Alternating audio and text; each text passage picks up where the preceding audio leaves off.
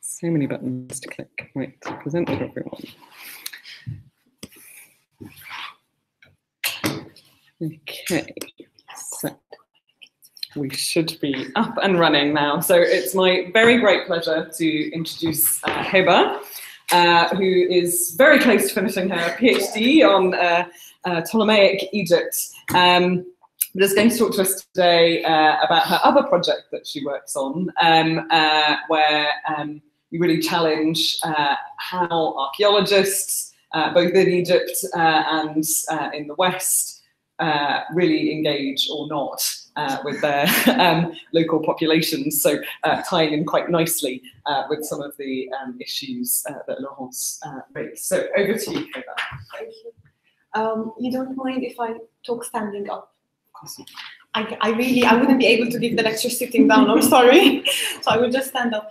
I'll give just a very quick overview, perhaps, of what this lecture is not. Like, I don't have any answers. I'm not offering any answers whatsoever.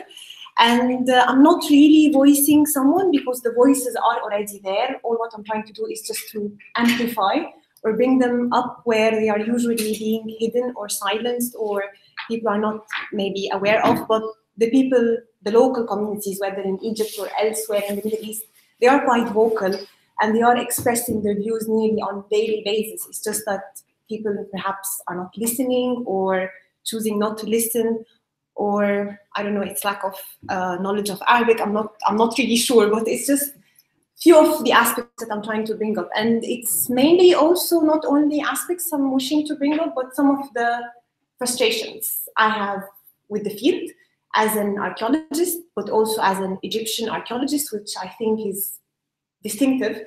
Well, being Egyptian is distinctive, of course. I have my biases, but being an Egyptologist made things a bit difficult for me, especially when the revolution erupted in Egypt, and especially when the whole situation was erupted also in Syria and in other parts of the world.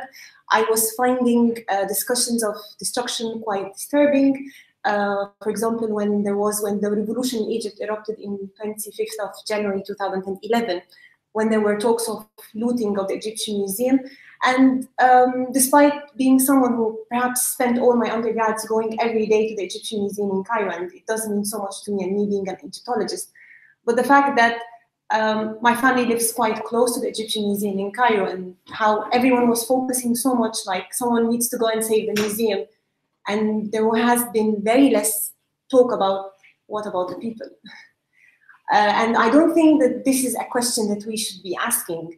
Is it important that to save the people or to save the heritage? Especially that the perception of heritage that we have might be quite different of what people perceive as heritage.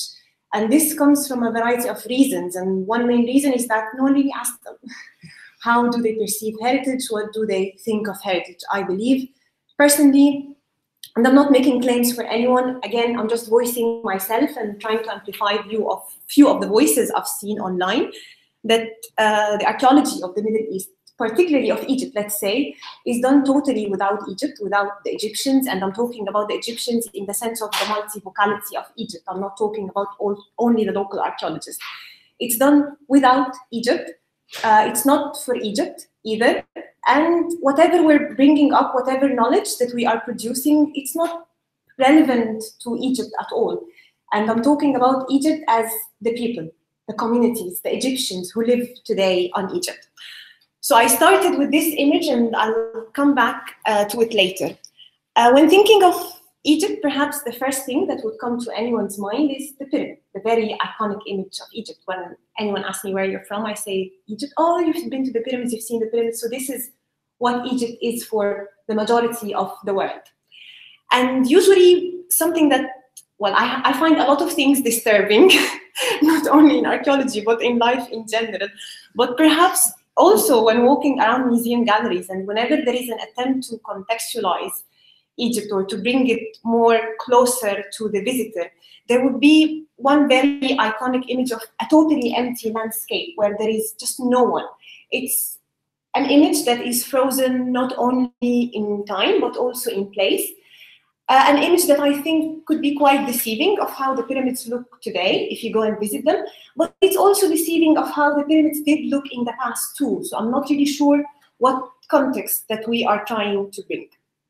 So 2 months ago, I was involved in a conference which we were